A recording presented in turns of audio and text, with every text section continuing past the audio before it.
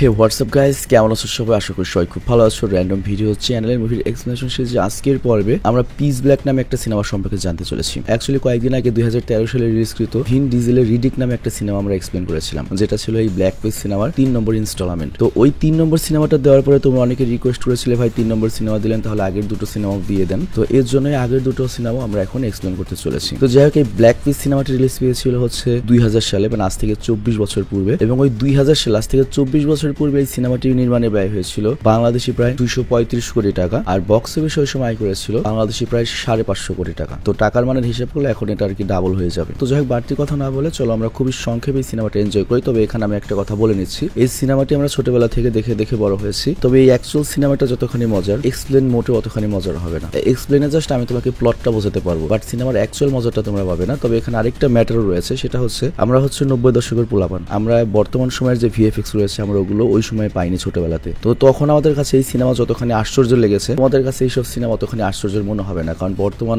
দুনিয়া অনেক এগিয়ে গিয়েছে। এর চেয়ে হাইলি ভিএফএক্স এর চেয়ে হাইফাই সিনেমা তৈরি হয়। এর জন্য আমি এটাও নিশ্চিত করতে পারছি না যেটার অ্যাকচুয়াল সিনেমা তুমি যখন দেখতে যাবে আমাদের কাছে যে ভালোটা লেগেছিল তোমাদের কাছে সেই ভালোটা লাগবে কিনা, কারণ তোমাদের এক্সপেকটেশন আমাদের জেনারেশনের চেয়ে অনেক বেশি, বা তোমরা আমাদের চেয়ে অনেক অ্যাডভান্স। তবে তারপরেও চলো আমরা এই সিনেমাটা সম্পর্কে খুবই সংক্ষেপে জেনে আসি। তবে ভিডিও স্টার্ট করার পূর্বে বিজ্ঞাপন থাকবে, আমি প্লে করে দেবো। তোমরা চাইলে স্কিপ করে মূল ভিডিওতে চলে যাবে, কোনো সমস্যা নেই। ডিসক্রিপশনে ড্র সুন্দর রয়েছে, তোমাদের অ্যাড দেখার প্রয়োজনই পড়বে না, ডাইরেক্ট স্কিপ করে চলে যেতে পারো। গাইস, আইপিএল চলছে। তুমি কি বিশুদ্ধ উচ্ছ্বাস এবং আনন্দের জগতে পা দিতে ইচ্ছুক? বাজারে হাজারো গেমের মধ্যে আজকে আমরা একটা অ্যাডভেঞ্চার গেম সম্পর্কে জানবো, যেটা নাম হচ্ছে অ্যাভিয়েটর, যেটা তোমাদের আত্ম এবং পালস রেটকে বাড়িয়ে দেবে। আর এই মোস্ট রেটেড সেরা গেমগুলোর মধ্যে একটি হচ্ছে এটি, আর এটা হচ্ছে একটা লাইসেন্স প্রাপ্ত নাম্বার 1 গ্লোবাল গেমিং প্ল্যাটফর্ম। তো এখানে প্লেনটিতে টেক অফ করার আগে ক্যাশ আউট ক্লিক করার জন্য প্রস্তুত হও, আর জেতার জন্য ক্লিক করে অপেক্ষা করো। আর দেখলে কতটা অনায়াসে সহজেই তোমরা জিততে পারবে। আর এছাড়াও এখানে কিন্তু রয়েছে জেটেস, আন্দার বাহার, ক্যাশেক্স এর মতো গেম। আর তোমরা যদি আমাদের দেওয়া প্রোমো কোড random7 দিয়ে রেজিস্ট্রেশন করো তাহলে পেতে পারো 34,000 টাকা পর্যন্ত বোনাস এবং 250টি ফ্রি স্পিন। তো বিজ্ঞাপন শেষে আমরা মূল ভিডিওতে চলে আসলাম। তো কাহিনীর শুরুতে আমাদের একটা স্পেসশিপ দেখানো হয়, যেটা অটো পাইলট মোডে সেট ছিল, এবং এই স্পেসশিপে পাইলট ছাড়াও বেশ কিছু প্যাসেঞ্জার ছিল যারা টাইম চেম্বারে ঘুমাচ্ছে। আর এই টাইম চেম্বারের কনসেপ্ট কিন্তু আমরা জানি, টাইম চেম্বার হচ্ছে এমন একটা জিনিস, এই জায়গাতে ঘুমালে বয়স বাড়বেও না কমবেও না, এবং যদি 90 বছর 100 বছরেও যদি ভ্রমণ হয় তুমি যেরকম ওরকমই থাকবে। এবং যখন তুমি ডেস্টিনেশনে পৌঁছে যাবে বা লক্ষ্যে পৌঁছে যাবে তখন ওই স্লিপিং চেম্বার থেকে বের হলে একেবারে মনে করো যা তাই, পুরো কচি মাল। তো যাই হোক, এই সিনেমার কনসেপ্টটা হচ্ছে যে মানুষ অনেক বেশি উন্নত হয়ে গিয়েছে, এক প্ল্যানেট থেকে আরেক প্ল্যানেটে যায়। তো সেরকমই একটা ব্যাপার, এবং ওরা যেটা করেছে একটা অপরাধীকে ধরে, আরেক প্ল্যানেট থেকে একটা অপরাধীকে ধরে পৃথিবীর দিকে হচ্ছে যাবে। আর এখানে যে অপরাধীটা ছিল তার নামই হচ্ছে রিডিক বা রেডিক, আর তাকে ধরেছিল হচ্ছে এই স্পেসশিপের অফিসার জনস। আর রেডিককে ধরার কারণ হচ্ছে সে অনেক মানুষকে হত্যা করেছে, এবং সে ইন্টারন্যাশনাল না, মনে করো ইউনিভার্সের একটা শয়তান আর কি। তো যাই হোক, ওদের ডেস্টিনেশন ছিল পৃথিবী, কিন্তু তার আগেই ওরা একটা মেটেরিয়ালের সাথে ধাক্কা খায়, আর এই কারণে স্পেসশিপটার মারাত্মক ক্ষতি হয়, এবং পাইলটরা জেগে যায় এবং তারা অটো পাইলট থেকে নিজেদের হাতে স্পেসশিপের নিয়ন্ত্রণ নিয়ে নেয়। আর তখন এখানে যে সেকেন্ড পাইলট ছিল যার নাম হচ্ছে ক্যারোলিন, সে স্পেসশিপ কন্ট্রোল করার চেষ্টা করে, কিন্তু স্পেসশিপ অনেক বেশি ড্যামেজ হওয়ার কারণে তারা বুঝতে পারে তারা খুব বেশি দূর পর্যন্ত পৌঁছতে পারবে না। আর এই কারণে তাদের স্পেসশিপের কাছাকাছি যে প্ল্যানেট রয়েছে সেখানে তারা যে কোনো মূল্যে ল্যান্ডিং করতে চায়। কিন্তু তারপরেও সমস্যা হচ্ছে কি, ওরা ওই প্ল্যানেটটার অরবিটের বাইরে রয়েছে, আই মিন মধ্যাকর্ষণ শক্তির বাইরে রয়েছে। তো ওরা যদি ওই প্ল্যানেটে ঢুকতে চায় তাহলে অনেক বেশি স্পিডের প্রয়োজন হবে, তা না হলে তো তোমার ওই গ্র্যাভিটি বা মধ্যাকর্ষণ শক্তিটা পার হতে পারবে না। তোমরা নিশ্চয়ই জানো যে পৃথিবীর যে মধ্যাকর্ষণ শক্তি রয়েছে সেটা পার হতে একটা রকেটের কিন্তু সেকেন্ডে 12 কিলোমিটার গতিতে চলতে হয়। ভুলও হতে পারে, আমি সেই 5-এ থাকতে পড়েছিলাম, অত খেয়াল নেই, ভুল হলে কমেন্টে বলে দিও। তো যেহেতু ওদের অনেক গতি প্রয়োজন, তার উপর আবার তোমার স্পেসশিপটাও ড্যামেজ, এ কারণে পাইলটরা করে কি ব্যাক চেম্বারটা আলাদা করে দিতে চায়। ব্যাক চেম্বার মানে যেখানে প্যাসেঞ্জাররা রয়েছে সবাই যেখানে ঘুমাচ্ছে। তবে ব্যাক চেম্বার আলাদা করলে কি হবে, স্পেসশিপের ওজন হালকা হয়ে যাবে, আর এই কারণে তারা ইজিলি মধ্যাকর্ষণ শক্তি পার হতে পারবে, এবং তাদের স্পেসশিপটিও ক্র্যাশ ল্যান্ডিং হওয়া থেকে বেঁচে যাবে। কিন্তু এর ফলে যেটা হবে, শুধুমাত্র এই পাইলট দুজন বাঁচবে, বাকি সবাই মারা পড়বে। তো এই কারণে মেইন যে ক্যাপ্টেন ছিল যার নাম হচ্ছে ওভেন্স, সে করে কি সেকেন্ড ক্যাপ্টেন ক্যারোলাইনকে আটকায় এবং বলে আমরা এমনটা করতে পারি না, আমরা এই স্পেসশিপের ক্যাপ্টেন, এই স্পেসশিপে যারা প্যাসেঞ্জার রয়েছে তাদের সবাইকে বাঁচানোর দায়িত্ব, তাদের সবার দায়িত্ব আমাদের, আমরা মরলে একসাথে মরবো, বাঁচলে একসাথে বাঁচবো। তো এই ডিসিশন নিতে নিতে অনেক দেরি হয়ে যায়, এবং আমরা দেখতে পাই ওদের স্পেসশিপ কিন্তু ওই প্ল্যানেটের মধ্যাকর্ষণ শক্তি পার করে প্ল্যানেটে গিয়ে ক্র্যাশ ল্যান্ডিং করে ফেলে। কিন্তু এই ক্র্যাশ ল্যান্ডিং এর ফলে যেটা হয়, স্পেসশিপটা পুরোপুরি ড্যামেজ হয়ে যায় এবং খুব অল্প কয়েকজন মানুষ বেঁচে যায় বা ঘুম থেকে জেগে ওঠে। তো ঘুম থেকে জেগে ওঠে রেডিক করে কি নিজেকে মুক্ত করার জন্য জনসের উপর হামলা করে, কিন্তু জনস রেডিককে উল্টো মেরে শিকল দিয়ে বেঁধে দেয়। তো যাই হোক, একটা অজানা প্ল্যানেটে ওদের স্পেসশিপ পুরোপুরি ড্যামেজ হয়ে পড়ে রয়েছে, ক্র্যাশ ল্যান্ডিং করেছে। আর অন্যদিকে আমরা দেখি সকল লোক ক্যারোলিনকে তাদের জীবন বাঁচানোর জন্য ধন্যবাদ জানাচ্ছে, কিন্তু ক্যারোলিন কাউকে মুখ ফুটে বলছে না যে একটু আগে আমি তোদেরকে মারতে চেয়েছিলাম। তো যাই হোক, এরপর সবাই চারদিকে প্ল্যানেটটা দেখতে শুরু করে, এবং ওরা বুঝতে পারে যে এই প্ল্যানেটে এক ফোঁটাও পানি নেই, এবং দূর দূরান্ত পর্যন্ত কোনো গাছপালাও নেই। আর সবচেয়ে আশ্চর্যের ব্যাপারটা হচ্ছে এই প্ল্যানেটে 3টা সূর্য রয়েছে, আর 3টা সূর্যের কারণে চিন্তা করে, একটা সূর্যই আমরা কোলাতে পারি না। 3টা সূর্যের কারণে এই প্ল্যানেটের যত পানি ছিল সব ভস্ম হয়ে গিয়েছে। তো যাই হোক, ওখানে একটা লোক ছিল প্যারিস। তো যাই হোক, সবারই পিপাসা লেগেছে, তো কি করা যায়? তো তখন প্যারিস বলে, আমি তো এই স্পেসশিপে বেশ কিছু মদ লুকিয়ে রেখেছিলাম, তো কি আর করার, এই মদ আর বিয়ার সবাইকে দিতে থাকে, পানি যেহেতু নেই। কিন্তু এখানে আমরা ইমাম এবং তার দুটো ছেলেকে দেখতে পাই, তারা ডাইরেক্ট মানা করে দেয় মরে গেলেও তারা মদ খাবে না। আর এর কারণটা হচ্ছে তারা মুসলিম ছিল এবং তারা সিদ্ধান্ত নেয় তাদের ইমান ঠিক রাখার জন্য তারা মাটি খুঁড়ে পানি খুঁজে তারপর খাবে, কিন্তু কোনোভাবে মদ খাবে না। আর অন্যদিকে আমরা রেডিককে দেখি যে আবার অনেক চালাকি করে নিজেকে সেকল থেকে মুক্ত করে নেয় আর পালিয়ে যায়। আর তারপর জন যখন এটা জানতে পারে যে আর কি রিডিককে ধরেছে, তখনও অনেক রেগে যায় এবং সেখানে থাকা সকল লোকদেরকে সাবধান করে দেয় যে সবাই সাবধানে থাকবে, কারণ দুনিয়ার সবচেয়ে চালাক এবং ভয়ঙ্কর ক্রিমিনাল মুক্ত হয়ে গিয়েছে। তো এই কারণে আমাদের সবার জীবন বিপদে রয়েছে, সে যে কোনো সময় যে কাউকে মারতে পারে। আর এখানে লক্ষ্য, রিডিক আসলেই ভয়ঙ্কর, ওর ভিতরে কোনো বিগ পিট নাই, ও মনে করে একটা ডাকাতের মতো আর কি, স্পেসশিপ নিয়ে প্ল্যানেটে ঘুরে আর মনে করে মানুষজনদের মেরে টাকা পয়সা নেয়, এইরকম একটা কিছু আর কি। তো রিডিকের ভয়ে প্যারিস নামের যে লোকটা রয়েছে সে করে কি, মানে যে একটু আগে মদ দিল সবাইকে, সে কিছু হাতিয়ার বের করে এবং সবার সাথে ভাগাভাগি করে নেয়। আর তারপর ক্যারোলিন, জনস, ইমাম আর ইমামের ছেলেরা রিডিকের খোঁজে যেতে থাকে। আর তারা এটাও সিদ্ধান্ত নেয় রিডিককে খুঁজতে খুঁজতে তারা প্ল্যানেটটাকে ভালো মতো দেখে নেবে যে এখানে কি কি আছে, মানে রিসোর্স বলতে কি কি রয়েছে। আর অন্যদিকে শ্যারন, জিক, প্যারিস আর জ্যাক নামের একটা ছেলে রয়েছে বাচ্চা মেয়ে, ওকে স্পেসশিপের কাছে রাখা হয়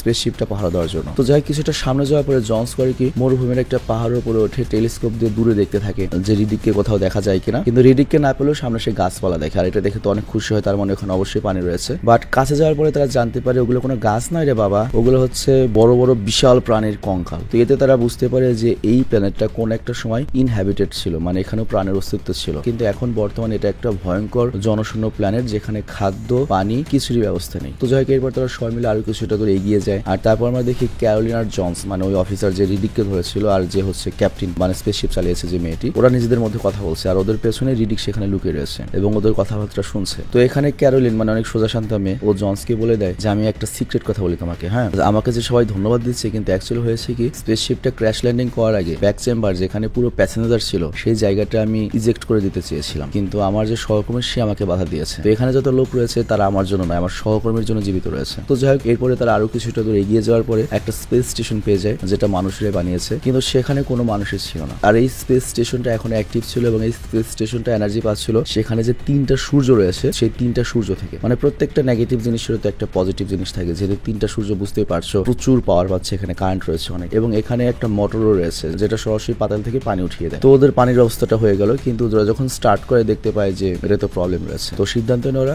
যেই কলটা ওরা ঠিক করবে। আর ক্যারোলিন যায় স্পেস স্টেশনের ভেতরে, যে ভেতরে কি কি ব্যবহারের জিনিস রয়েছে সেগুলো ওরা খুঁজে বের করবে। আর ওখানে গিয়ে ক্যারোলিন এই প্ল্যানেটের একটা সোলার সিস্টেমের মডেল পেয়ে যায়। আর এখান থেকে ক্যারোলিন বুঝতে পারে এই প্ল্যানেটে যেহেতু 3টা সূর্য রয়েছে, এই কারণে এখানে কখনোই রাত হয় না। মানে বুঝতেই পারছো 3টা সূর্য থাকলে রাত হবে কিভাবে, মানে এই প্ল্যানেটের কোনো সাইডেই কখনো রাত হয় না। তো যাই হোক, এরপর ক্যারোলিন যখন এই স্টেশনটার পেছনের দিকে যায়, পেছনে উঠানো যায়, তখন একটা স্পেসশিপ দেখতে পায়। এটা দেখে তোরা আনন্দে আত্মহারা হয়ে যায় এবং সকল সাথীদেরকে চিৎকার করে ডাকতে থাকে। আর স্পেসশিপ দেখে সকল সাথীরা শক্ত হয়, খুশি হয়। তো ওদের শক্ত হওয়ার কারণও যথেষ্ট রয়েছে যে এখানে সবই রয়েছে কিন্তু কোনো মানুষ নেই, কেন, কি হয়েছিল এখানে। তো যাই হোক, ওরা সকল শকটা সাইডে রেখে ওই স্পেসশিপটা ওঠে, কিন্তু স্পেসশিপটা চেক করার পরে দেখতে পায় যে স্পেসশিপে কোনো পাওয়ার সেল নেই, মানে স্পেসশিপে যে জ্বলবে জ্বালানি সেই জ্বালানিটা নেই। কিন্তু সৌভাগ্যবশত ওরা যে স্পেসশিপের মাধ্যমে প্ল্যানেটে এসেছে ওই স্পেসশিপটা ভেঙে চুরে ধ্বংস হয়ে গেল, ওই স্পেসশিপের পাওয়ার সেল ভালো রয়েছে। তো ওই স্পেসশিপ থেকে পাওয়ার সেল যদি এখানে না যায় তাহলে এই স্পেসশিপটা সচল হয়ে যাবে। আর অন্যদিকে আমরা প্যারিসকে দেখতে পাই, সে ওই ভাঙা স্পেসশিপটা পাহারা দিচ্ছিল উপরে দাঁড়িয়ে, কিন্তু তখনও কিছু আওয়াজ শুনতে পায়। আর এরপর যখন নিচে আসে তখনও দেখতে পায় যে শ্যারন আর জ্যাক কাজ করছে এবং ওইখানে সম্পূর্ণ নতুন একটা লোক করে দেখতে পায়। তো এটা দেখে তোর অবাক হয়ে যায় যে এই প্ল্যানেটে ভারতীয় মানুষ কই থেকে আসলো। তো ওকে দেখে ওরা খুশি হয়ে যায়। আর আমরা বুঝতে পারি একটু আগে আমরা যে স্পেস স্টেশনটা দেখেছি সেই স্পেস স্টেশনের হয়তো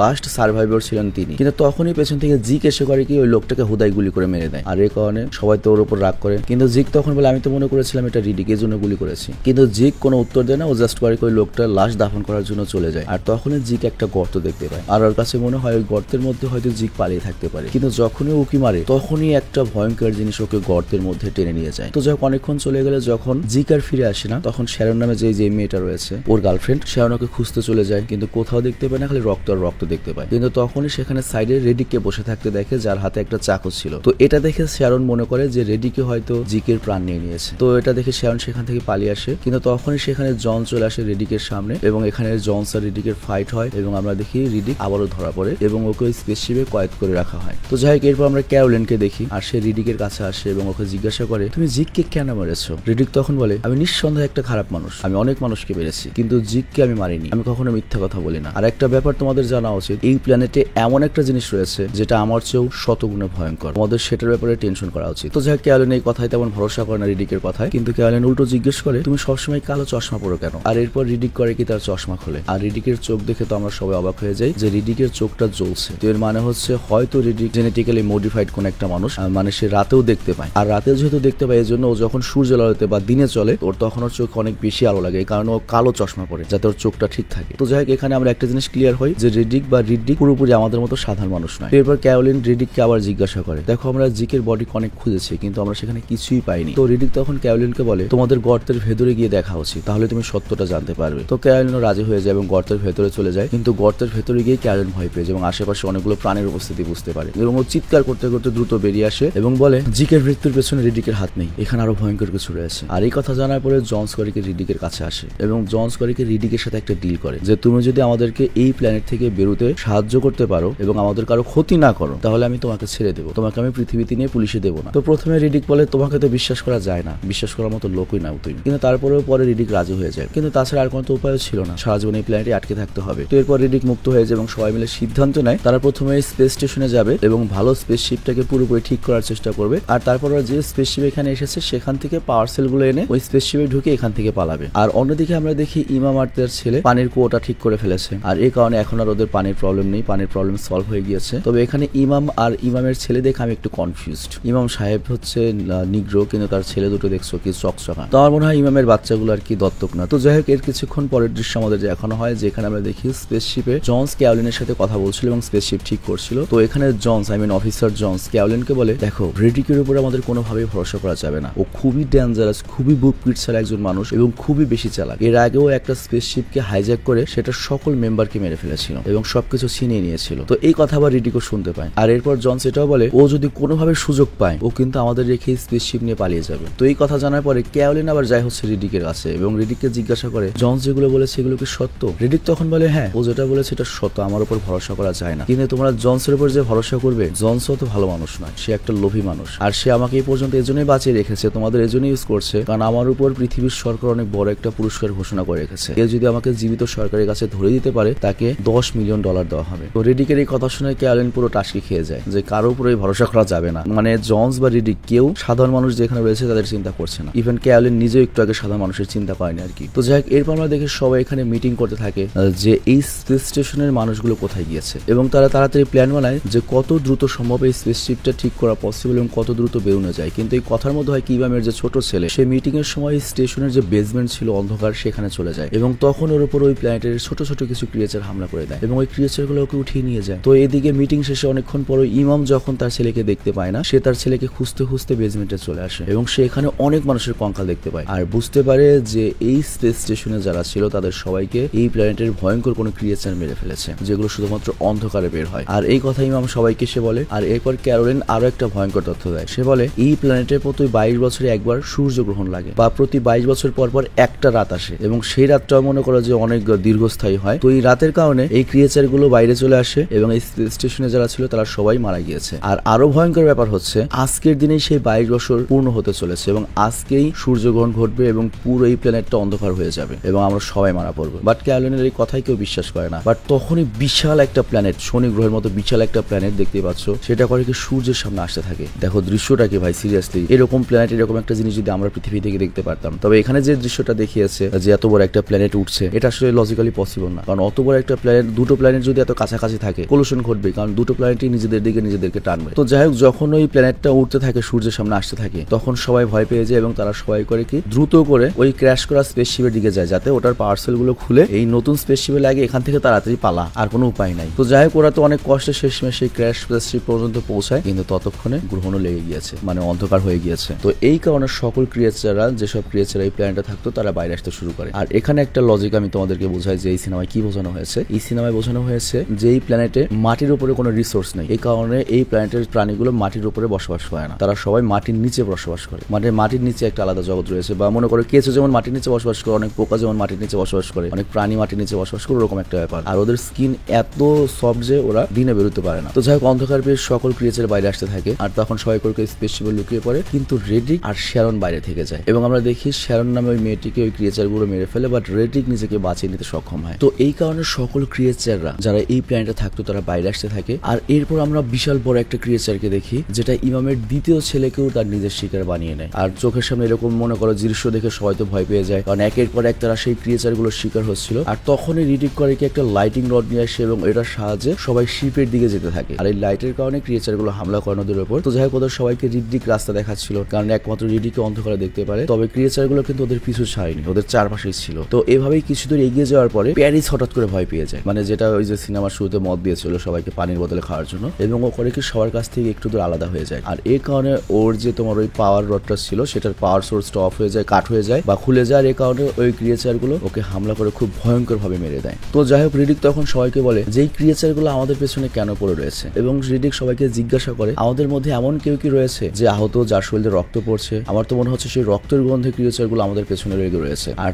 তখন জ্যাক বলে হ্যাঁ আমার শরীরে রক্ত পড়ছে, কিন্তু আমরা দেখতে পাই জ্যাক পুরো সুস্থ। বাট তখন এই সিনেমার একটা টুইস্ট আসে, আমরা জানতে পারি জ্যাক কোনো ছেলে নয়, সে একটা মেয়ে, এবং বর্তমানে তার পিরিয়ড চলছিল। আর পিরিয়ডের গন্ধে মানে রক্তের গন্ধে এই আশেপাশের মনে করো প্রাণীগুলো ওদের সবাইকে অ্যাটাক করছে। তো জ্যাক এই কারণে জন্স বলে তাহলে জ্যাককে আমরা অন্যদিকে পাঠিয়ে দিই, সব ক্রিয়েচার ওর দিকে যাবে আর আমরা এই সুযোগে স্পেসশিপে পৌঁছে যাবো। বাট রিডিক, যার কোনো বুক পিট নেই, তার এই কথা পছন্দ হয় না। আর এইটা নিয়ে ওদের দুজনের মধ্যে কথাবার্তা লড়াই হয়ে যায়, এবং দুজনের যখন লড়াই শুরু হয় তখন জন্সও ঘায়ল হয়ে যায়, শরীরে রক্ত পড়ে, এবং একটা ক্রিয়েচার এসে রক্তের গন্ধে ওকেও খেয়ে ফেলে। আর তারপর ওরা আবারও সবাই করে কি শিপের দিকে এগোতে শুরু করে, এবং দেখতেই পাচ্ছ ওদের হাতে যে মদ ছিল সেই মদের বাতিলগুলোকে ওরা কুপি হিসেবে ব্যবহার করে সামনের দিকে যাচ্ছিল। কিন্তু অর্ধেক রাস্তায় পৌঁছালেই বৃষ্টি হওয়া শুরু হয়, আর এই কারণে সবার ওই মদের বোতলের কুপিগুলো নিভে যায় এবং ক্রিয়েচাররা আবার ওদের উপর হামলা করে দেয়। আর তারপর ওরা সবাই করে কি বিশাল বিশাল যে প্রাণীর কঙ্কাল গুলো রয়েছে সেখানে গিয়ে লুকিয়ে পড়ে। আর ওদেরকে বাঁচাতে রিডিক করে কি নিজে ওই ক্রিয়েচার গুলোর সাথে লড়াই শুরু করে, এবং এই কারণে বাকি সবাই ওই গুহার ভিতরে লুকিয়ে পড়তে সমর্থ হয়। তো যাই ওরা সবাই যখন গুহার মধ্যে ছিল তখন রিডিক ওদের সবাইকে বলে দেখো আমি অন্ধকারেও দেখতে পারি, তো যেহেতু এই সূর্যগ্রহণ আরো অনেকদিন থাকবে অতদিন আমরা এখানে টিকতে পারবো না, তো এই জন্য আমি একা ওই ভাঙা শিপ থেকে পার্সেল গুলো নিয়ে নতুন শিপে লাগাচ্ছি, আর সে পর্যন্ত তোমরা এখানেই থাকো। তো সবাই রিডিকের উপর অনেক খুশি হয় এবং রাজি হয়ে যায়। আর তারপর রিডিক একা স্পেস শিপে চলে যায়। বাট আমরা জানি রিডিক নিজেই বলেছিল যে আমার উপর অবশ্যই ভরসা করা উচিত নয়। তো এই কথা মনে করে ক্যারোলিনের রিডিকের উপর সন্দেহ হয়, যেহেতু আমাদের সবাইকে ছেড়ে এখান থেকে শিপ নিয়ে চলে যাবে। আর তখন ওরা দেখতে পায় আশেপাশে জোকের মতো কিছু জ্বলন্ত ক্রিয়েচার রয়েছে, আর সেই জ্বলন্ত ক্রিয়েচার গুলোকে ক্যারোলিন করে কি মদের বদলে ঢুকিয়ে একটা ল্যাম্প বানিয়ে রিডিকের পেছনে পেছনে চলে যায়, এবং সেখানে গিয়ে দেখতে পায় যে ও যেটা ধারণা করেছে সেটাই ঠিক, রিডিক একাই এখান থেকে পালিয়ে যাওয়ার চিন্তা ভাবনা করছে। তো রিডিক যেহেতু ধরা পড়ে গিয়েছে তখন রিডিক ক্যারোলিনকে অফার করে তাহলে তুমি আমার সাথে চলো, মানুষের চিন্তা করে কোনো লাভ নেই। বাট ক্যারোলিন তখন রিডিককে বোঝায় যে আমি তোমার কাছে ভিক্ষা চাই, যে সাধারণ মানুষগুলো যেন বাঁচে, যেহেতু আমরা এখানে সবচেয়ে শক্তিশালী, আমাদের উপর সবাই ভরসা করছে, তো এই মানুষগুলোকে প্লিজ বাঁচাও। তো রিডিক এরপর রাজি হয়ে যায়, মেয়ে মানুষের কথা ফেলতে পারে না, কিন্তু তখনই সকল ক্রিয়েচাররা ওদের উপর হামলা করে দেয়। কিন্তু রিডিক তখন করে কি সবাইকে ওই স্পেসশিপে পাঠিয়ে দিয়ে একাই ক্রিয়েচারের সাথে লড়াই করতে থাকে। তো যাই হোক ওদিকে সবাই স্পেসশিপে চলে গিয়েছে কিন্তু রিডিক আর আসছে না। তো এখন ক্যারোলিনের কাছে কিন্তু দুটো অপশন রয়েছে, এক রিডিককে রেখে চলে যাওয়া, কারণ রিডিক অনেক ভয়ঙ্কর একটা খুনি, কিন্তু দুই রিডিক এত কিছু করলো, রিডিককে কি ফেলে যাওয়া ঠিক হবে? ক্যারোলিন তখন সিদ্ধান্ত নেয় রিডিককে বাঁচাবে, এবং সে করে কি রিডির কাছে যায় এবং দেখতে পায় রিডিকের অবস্থা খুবই খারাপ। আর ওই মুহূর্তে ক্যারোলিন করে কি নিজের শরীরটা কেটে দেয় যাতে সকল ক্রিয়েচাররা ওর উপর আক্রমণ করে এবং রিডিক এখান থেকে পালানোর সুযোগ পায়। এবং সত্যি সত্যি এরকম হয়, সকল ক্রিয়েচাররা ক্যারোলিনের রক্ত শুগে এবং ওকে ধরে ফেলে। আর তখন ক্যারোলিন একটা কথাই বলে রিডিক ওদেরকে বাঁচিয়ে নেও। তো এইটা দেখে রিডিকের অনেক আফসোস হয় এবং অবাক হয়ে যায় যে ক্যারোলিন কিভাবে নিজের জীবনকে নিজেকে স্যাক্রিফাইস করে দিল বাকি সবার জন্য। তো রিডিকও তখন সিদ্ধান্ত নেয় হ্যাঁ আমি ওদেরকে বাঁচাবো। আর তারপর রিডিক করে কি বাকি যে কয়জন বেঁচে ছিল, যেমন জ্যাক মানে টম বয় মানে মেয়ে কিন্তু থাকে ছেলে সাজে, আর হচ্ছে ইমাম সাহেব এবং রিডিক, এই তিনজন মাত্র বেঁচে রয়েছে। ওরা করে কি স্পেসশিপ নিয়ে ভয়ঙ্কর প্ল্যানেটটা থেকে বেরিয়ে পড়ে। আর তখন স্পেসশিপে জ্যাক তাকে জিজ্ঞাসা করে তুমি যে যাচ্ছ এখন যদি প্ল্যানেট থেকে আমাদের কল করা হয় বা অথরিটি জিজ্ঞাসা করে আমি তোমার ব্যাপারে কি বলবো? তখন রিডিক বলে তুমি বলবে যে রিডিক ওই প্ল্যানেটে মারা গিয়েছে বাকি সবার সাথে। আর এখানেই ব্ল্যাক পিজের প্রথম সিনেমাটি শেষ হয়ে যায়। তো যাই হোক সিনেমাটি কিন্তু একেবারে ফেলনা ছিল না, আমার কাছে কিন্তু একেবারে যে খারাপ লাগছে ব্যাপারটা ওরকম নয়, মোটামুটি কাহিনী ছিল আর কি। আর এটার সেকেন্ড পার্ট রয়েছে, তোমরা যদি চাও এটার সেকেন্ড পার্টও আমরা নিয়ে আসবো। কমেন্ট অবশ্যই বলতে হবে যে এটার সেকেন্ড পার্ট তোমরা দেখবে কিনা। তো আমি আজকের মতো বিদায় নিচ্ছি, ভালো থেকো, সুস্থ থেকো, টেক কেয়ার, আল্লাহ হাফেজ সবাই।